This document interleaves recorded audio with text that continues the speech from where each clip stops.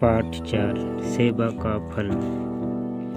बहुत समय पहले एक गांव में एक किसान रहता था। उसका एक ही बेटा था।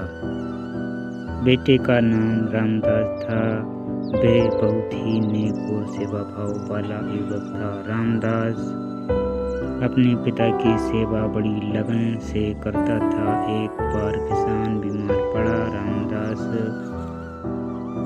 ने उसकी खूब सेवा की, परंतु उसे कोई लाभ नहीं हुआ। किसान ने अपना अंतिम समय निकट आता जानकर रामदास को अपने निकट बुलाया और कहा, बेटे अब मैं तुम्हें छोड़कर जा रहा हूँ। तुमने मेरी बहुत सेवा की है। तुम्हें देने को मेरे पास कुछ भी नहीं है। मैं तुम्हें आशीर्वाद देता हूँ कि तुम जीवन भर सुखी रहो। तुम्हें धन संपत्ति की कोई कमी न रहे। तुम यदि मिट्टी भी हाथ में लो तो वह भी सोना बन जाए। एक कहकर किसान स्वर्ग सिधार गया। किसान की मृत्यु के बाद रामदास ने अपने खेतों में काम करना आरंभ कर दिया। उसकी फसलें बहुत अच्छी होने लगीं। उसके पिता का आशीर्वाद रंग दिखाने लगा। उसकी आय खूब बढ़ गई।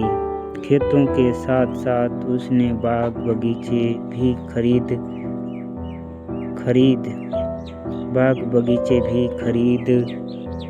लिए। देखते देखते वह नगर के धनवान व्यक्तियों में गिना जाने लगा। उसने एक शानदार हवेली बनवाई। फिर एक सुंदर स्त्री से विवाह करके वह सुख से रहने लगा।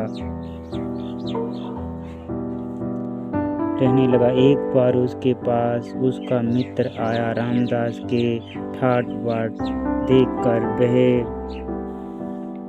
चौंक गया। मित्र ने रामदास से पूछा, भाई तुम्हारे तो मजे ही मजे हैं।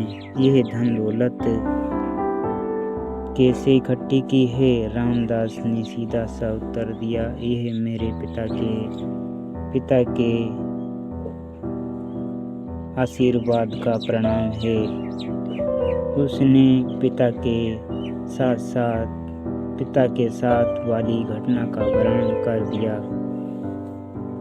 उसके मित्र को विश्वास नहीं हुआ। उसने सोचा रामदास अवश्य ही कोई ऐसा वैसा काम करता है। क्यों ना वही काम करके मैं भी धनवान बन जाऊं। उसने रामदास से कहा, क्यों झूठ बोलते हो मित्र? कहीं आशीर्वाद से मिट्टी भी सोना बनती है? रामदास ने कहा, भाई मैं बिल्कुल झूठ नहीं बोल रहा हूँ। मेरी यह धन संपत्ति मेरे पिता के आशीर्वाद की ही देन है। उसका मित्र बोला, तुम्हें मेरे साथ चलकर इसका प्रणाम देना होगा। वह रामदास को लेकर एक रेगिस्तान में पहुंचा। वहां राजा का सेनापति अपने मजदूरों से रेत छनवा रहा था। उन दोनों को बड़ा आश्चर्य हुआ। उन्होंने सेनापति से इसका कारण पूछा। सेनापति बोला, कल इस मार्ग से राजा की सवारी निकली थी। मार्ग में उसकी हीरे की मूल्यवान अंगूठी खो गई। उसी अंगूठी को खोजा जा रहा है।